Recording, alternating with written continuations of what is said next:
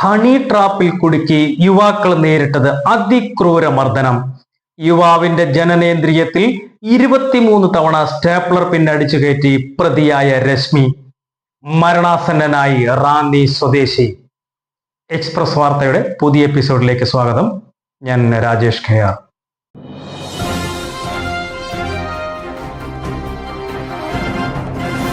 Honey ട്രാപ്പിൽ കുടുക്കി ഉന്നതരുടെ പക്കൽ നിന്നും പണം തട്ടുന്ന സംഘങ്ങൾ നമ്മുടെ കൊച്ചു കേരളത്തിൽ റിപ്പോർട്ട് ചെയ്തിട്ടുള്ളതാണ്. മധുര സംസാരത്തിലും വശ്യതയിലും വീണു പോവുകയും എന്നാൽ അതൊരു ഹണി ട്രാപ്പാണെന്ന് വൈകി മാത്രം അറിയുകയും ചെയ്യുമ്പോൾ ഇരയുടെ നഗ്ന ചിത്രങ്ങളും സംഭാഷണങ്ങളും സംഘങ്ങൾ നേടിയിട്ടുണ്ടാവും.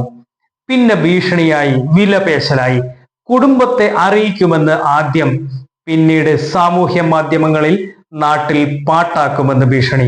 അവസാനം ഇര നാണക്കേടോർത്ത് ഒന്നുകിൽ ആത്മഹത്യ, അതിനു ധൈര്യമില്ലാതെ വരുമ്പോൾ പണം കൊടുത്ത് ഒതുക്കാൻ ശ്രമിക്കും.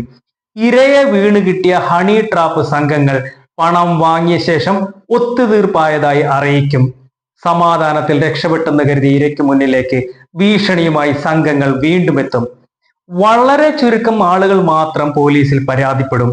അപ്പോഴേക്ക് തന്റെ പക്കലുള്ള വൻ തുക തട്ടിപ്പ് സംഘത്തിന്റെ കൈകളിൽ എത്തിയിട്ടുണ്ടാവും. പത്തനംതിട്ട കോഴഞ്ചേരിയിൽ നടന്ന ഹണി ട്രാപ്പിന്റെ അതിക്രൂര വാർത്തകൾ കേട്ട് ഞെട്ടിയിരിക്കുകയാണ് പ്രബുദ്ധ കേരളം. 19കാരനെ കെട്ടിത്തൂക്കിയാണ് മർദ്ദിച്ചത്. ആദ്യം പുറത്തു പറയാൻ മടിച്ച യുവാവ് പിന്നീട് പോലീസിനോട് എല്ലാ സംഭവങ്ങളും വിവരിച്ചു.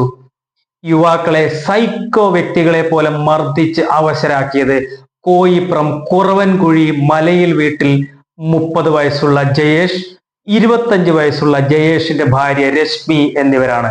റാന്നി സ്വദേശിയായ 29 വയസ്സുകാരനും ആലപ്പുഴ നീലംപേരൂർ സ്വദേശിയായ 19 വയസ്സുകാരനുമാണ് ക്രൂര മർദ്ദനമേൽക്കേണ്ടി വന്നത്. ഹണി ട്രാപ്പിൽ കുടുക്കി സ്വന്തം വീട്ടിലെത്തിച്ചാണ് ഭാര്യയും ഭർത്താവും മർദ്ദിക്കുകയും പീഡിപ്പിക്കുകയും ചെയ്തത്. പ്രതിയായ ജയേഷും യുവാക്കളും ബംഗളൂരുവിൽ ഒരു സ്ഥാപനത്തിൽ ഒന്നിച്ച് ജോലി ചെയ്തിരുന്നവരാണ്.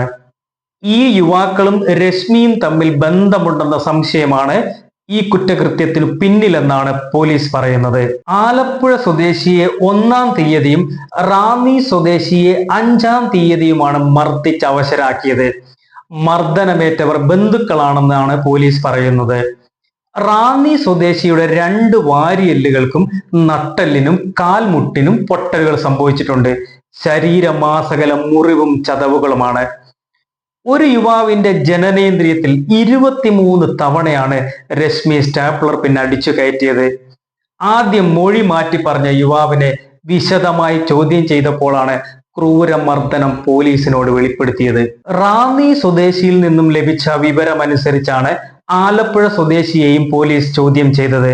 തുടർന്നാണ് ക്രൂരമർദ്ദന കഥകൾ പുറത്തു വന്നത്. അതോടെ ആറന്മുള SI വിഷ്ണു മൊഴിയെടുത്ത് കേസ് രജിസ്റ്റർ ചെയ്യുകയായിരുന്നു. യുവാക്കളെ മർദ്ദിക്കുന്നതിന്റെ നിരവധി ദൃശ്യങ്ങൾ അറസ്റ്റിലായ രശ്മിയുടെ ഫോണിൽ നിന്നും ലഭിച്ചിരുന്നു. സ്റ്റേപ്ലർ അടിച്ചു കയറ്റിയ ദൃശ്യങ്ങൾ ജയേഷിന്റെ ഫോണിൽ ലോക്കിൽ സൂക്ഷിച്ചതിനാൽ ഫോൺ വിദഗ്ധ പരിശോധനയ്ക്കായി വിട്ടിരിക്കുകയാണ്. യുവാക്കൾ നേരിട്ട ക്രൂരതകൾ കേട്ടാൽ ഞെട്ടലുളവാക്കുന്നതാണ്. ആലപ്പുഴ സ്വദേശിയായ 19കാരനെ കെട്ടിത്തൂക്കിയാണ് മർദ്ദിച്ചത്. ബംഗളൂരുവിൽ നിന്നും നാട്ടിലെത്തിയ 19കാരനെ ജയേഷ് തന്റെ ബൈക്കിൽ 1-ാം തീയതി വീട്ടിലെത്തിച്ചു. തുടർന്ന് ഭാര്യയുമായി ലൈംഗിക ബന്ധത്തിൽ ഏർപ്പെടുന്നത് പോലെ അഭിനയിക്കാൻ പ്രേരിപ്പിച്ചു.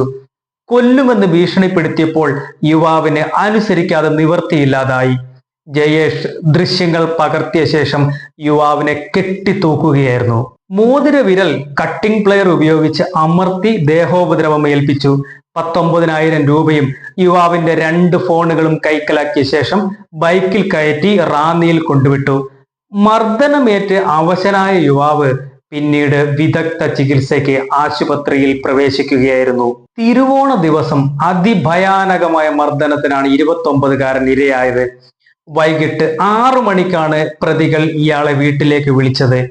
രശ്മിയുമായി സംസാരിച്ചു നിൽക്കവേ ജയേഷ് പെപ്പർ സ്പ്രേ അടിക്കുകയും താഴെ വീണ യുവാവിന്റെ കഴുത്തിൽ സർജിക്കൽ ബ്ലേഡ് വെച്ച് ഭീഷണി മുഴക്കുകയുമായിരുന്നു. ഷാൾ ഉപയോഗിച്ച് കൈകൾ കെട്ടിയ ശേഷം ആ മുറിയുടെ ഉത്തരത്തിൽ കെട്ടിത്തൂക്കി. സൈക്കിൾ ചെയിൻ ഉപയോഗിച്ച് നെഞ്ചിൽ ആഞ്ഞിടിച്ചു. രശ്മി യുവാവിന്റെ ജനനേന്ദ്രിയത്തിൽ സ്റ്റേപ്ലർ പിന്നടിച്ചു. വലതുകാലിലെ നഖങ്ങൾക്കിടയിൽ പൈപ്പ് റേഞ്ച് ഉപയോഗിച്ച് മുട്ടുസൂചി അടിച്ചു കയറ്റി രസിക്കുകയായിരുന്നു ഇരുവരും. സൈക്കോ പീഡനം 2 മണിക്കൂർ നീണ്ടുനിന്നു. കാലിലെ മുറിവിൽ പെപ്പർ സ്പ്രേ അടിക്കാൻ മറന്നില്ല. അബോധാവസ്ഥയിലായ യുവാവിനെ ജയേഷും രശ്മിയും ചേർന്ന് സ്കൂട്ടറിന്റെ നടുക്കിരുത്തി പുതുമൺ പാലത്തിന് സമീപം തള്ളി. പ്രതികളായ ജയേഷിനെയും രശ്മിയെയും പത്തനംതിട്ട ഫസ്റ്റ് ക്ലാസ് മജിസ്ട്രേറ്റ് കോടതി റിമാൻഡ് ചെയ്തിട്ടുണ്ട്. നമ്മുടെ നിയമവ്യവസ്ഥയും പോലീസ് സംവിധാനവും ശക്തവും കെട്ടുറപ്പുള്ളതാണെന്നും അറിയാമെങ്കിലും ഇത്തരം ക്രൂരകൃത്യങ്ങൾ കേരളത്തിൽ നടക്കുന്നുവെന്നത് ഞെട്ടിക്കുന്ന കാര്യം തന്നെയാണ്. പിടിക്കപ്പെടുമെന്നറിയാമെങ്കിലും ക്രൂരകൃത്യങ്ങൾ നടത്താൻ മടിക്കാത്തവർ നമ്മുടെ സമൂഹത്തിൽ ഉണ്ടെന്നുള്ളതും അപമാനമാണ്. മിക്കതും സാമ്പത്തിക ലാഭത്തിന് വേണ്ടിയുള്ളതാവാം. സൈക്കോ സ്വഭാവത്തിന് അടിമകളായവരുമാകാം.